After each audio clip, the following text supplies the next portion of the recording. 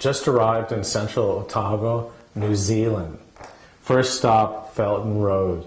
Excellent Pinot Noirs, Chardonnays, and also a big surprise. I haven't had your Rieslings, but great Rieslings. I'm here with winemaker Blair Walter. So Blair, tell me, great wines. You know, I've met you in London before, but it's great to be here and taste a range of wines. Talk a little bit about the style or character of this region, because it's very special for New Zealand. Well, yeah, it is unique. I mean, we are in the southern part of the South Island of New Zealand.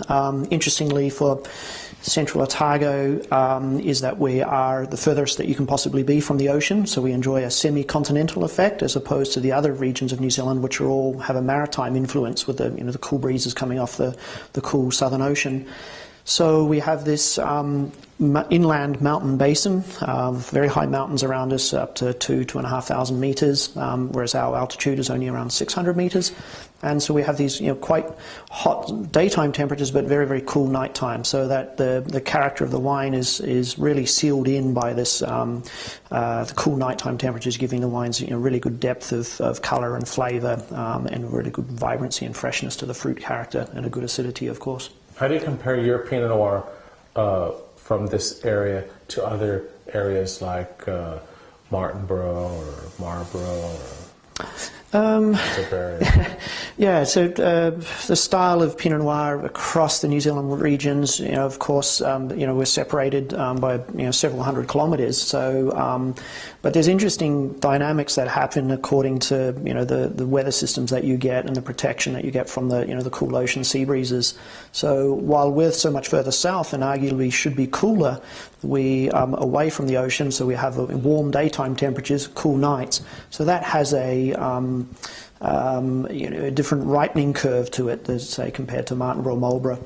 And so while we might have, interestingly, a richer fruit character, even though we're supposedly cooler, we have this darker, richer fruit character. The other regions can have perhaps a more savoury character. Certainly in Martinborough, that's a common descriptor, that they have more savoury, more perhaps complex, earthier characters. Yeah, meaty, whereas we have this quite rich fruit character, almost sometimes to a fault. So that our role as winemakers here is to perhaps look at the opportunity to build complexity into the wines, which is a lovely platform to be working from, rather than sort of from the opposite way, trying to look for the fruit and look for the sort of softness and the supple. So you worked in California, in Napa at Newton. I know you specialize in making Chardonnay. Compare Napa Chardonnay to central Otago or even New Zealand. Wow, just a sort of simple. It was a dramatic contrast, coming back after making wines there. You're dealing with a much warmer climate, much lower acidity, much bolder, heavier fruit characters. It can support a lot more oak, can support the alcohol. And looking back now at the wines, I can completely understand the direction that they take there, because they're optimizing, their conditions. Coming back here, it was a real shock to have to work to, much higher acidities, leaner, tighter wines, and really focusing on that. But you just have to get inspired by drinking some great bottles from the old world and realize that it's certainly not a negative. We do have the opportunity to have wines that are more sort of old world, sort of classic expression in them. And Riesling, I was really impressed with the Rieslings. You seem to be able to get lots of character, but keeping them, even though there's residual sugar there, they almost taste dry. Yeah, it's a surprising thing that we can bury that much sugar in the Rieslings and have, Rieslings, New World Rieslings with only 8.5%, 9.5% alcohol and lose a lot of residual, we just stop the fermentation when we see the balance with the residual sugar and the acidity come into that, real nice knife edge point. And again, cool climate, the cool nighttime temperatures, just give you that laser precision, like acidity to the wines. So how do you feel as a winemaker?